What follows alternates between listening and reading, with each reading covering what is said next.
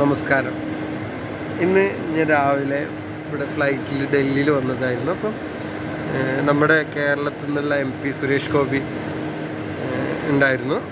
അദ്ദേഹം നമ്മുടെ കേരളത്തിൽ നിന്നുള്ളൊരു മന്ത്രി ഉണ്ടാവട്ടെ, അദ്ദേഹത്തിന് മാക്സിമം എല്ലാവർക്കും ഉപകാരപ്പെട്ട കാര്യങ്ങൾ അദ്ദേഹത്തിനും കൂട്ടുകാർക്കും ചെയ്യാൻ പറ്റട്ടെ. ഞാനൊരു കഥ പറയാം. കുറച്ച് മുമ്പേ ഞങ്ങൾ 20 പേരുള്ള ഒരു ബിസിനസ് ഗ്രൂപ്പിന് ഒരു ലീഡർ തിരഞ്ഞെടുക്കണമായിരുന്നു.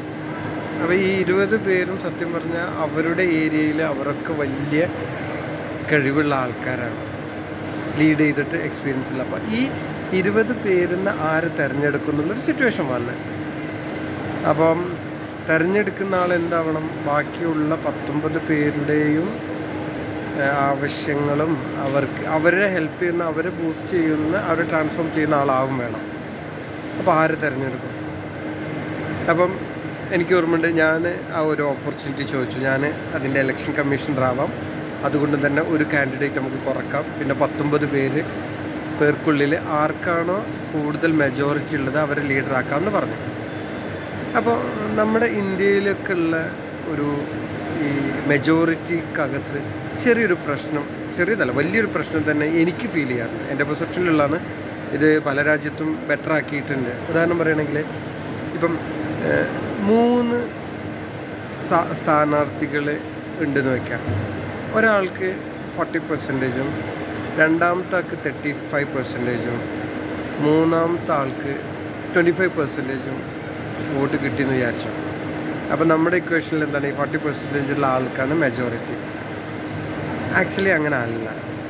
ബാക്കി 60% ആൾക്കാരും അദ്ദേഹത്തെ അല്ല, അവരുടെ സെലക്ഷൻ ഉള്ളത് കൊണ്ടാണല്ലോ അത് ഡിസ്ട്രിബ്യൂട്ട് ചെയ്ത് രണ്ടാമത്തെ മൂന്നാമത്തെ ആൾക്ക് പോയിട്ടുള്ളത്. അപ്പോൾ ശരിക്കും എന്ത് ചെയ്യണം, 51% ഫസ്റ്റ് ഇലക്ഷൻ തന്നെ കിട്ടിയ ഇത് മെജോറിറ്റി. ശരിക്കും 51 കിട്ടിയിട്ടില്ലെങ്കിൽ എന്ത് ചെയ്യണം, രണ്ടാമത് ഇലക്ഷൻ നടക്കണം. ജയിക്കാൻ സാധ്യതയുള്ള ആൾക്കാർ വെച്ച് രണ്ടാമത് ഇലക്ഷൻ നടക്കണം. അപ്പം 40 കിട്ടിയ ആളും 35 കിട്ടിയ ആളെയും രണ്ടാമത് ഇലക്ഷൻ വെക്കണം.